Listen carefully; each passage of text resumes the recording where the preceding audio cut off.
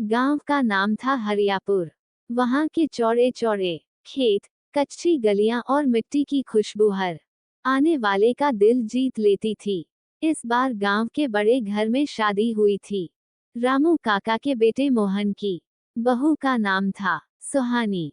सुहानी शहर में पली बड़ी थी, लेकिन ससुराल आकर उसने गांव के तौर तरीके जल्दी ही अपना लिए। बस एक चीज में थोड़ी डरती थी, रसोई, क्योंकि सासू माँ कमला देवी गांव की मशहूर रसोइया थी और पूरा मोहल्ला उनकी बनाई दाल, सब्जी और मिठाई का दीवाना था। शादी को 3 दिन हुए थे कि सासू माँ ने मुस्कुराकर कहा, बहू, आज तेरा हाथ का स्वाद देखेंगे। जा।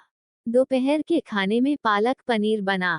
सुहानी चौंकी, पालक पनीर शहर में उसने कई बार खाया था, पर खुद कभी बनाया नहीं। लेकिन सास की आंखों में विश्वास देख उसने हाँ कर दी।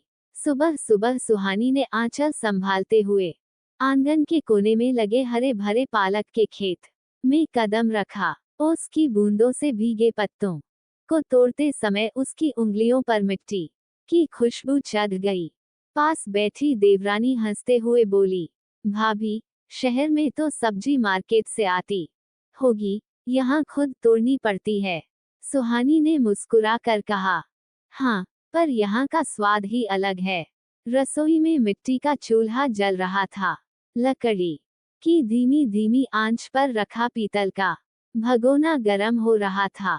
सुहानी ने पहले पालक को धोकर उबालने रखा, फिर पत्थर की सिलबट्टे पर अदरक लहसुन पीसने लगी। सासू माँ कोने में बैठी टोक रही थीं, बहू, मसाले को तेल में अच्छे से भूनना, तभी खुशबू आएगी। पनीर को हल्का सुनहरा तल लेना, तब डालना। जब कढ़ाई में हरी हरी पालक और सुनहरे तले पनीर के टुकड़े मिले, तो पूरी रसोई में लाजवाब खुशबू फैल गई।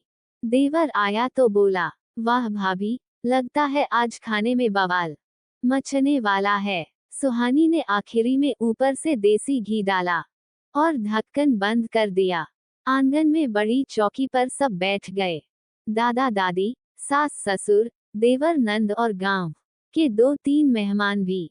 जब सुहानी ने गर्मा गर्म पालक पनीर परोसा, साथ में मक्खन लगी गरम गरम रोटियां, तो सबने पहला कौर लेते ही एक दूसरे की तरफ देखा।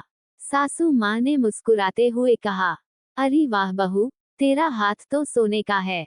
तूने तो गांव की मिट्टी और शहर का नफासत दोनों मिला दिए। उस दिन सुहानी का डर मिट गया।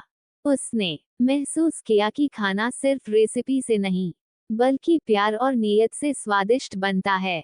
गांव की पहली दोपहर में उसने सिर्फ पालक पनीर नहीं, बल्कि सबके दिल भी जीत लिए।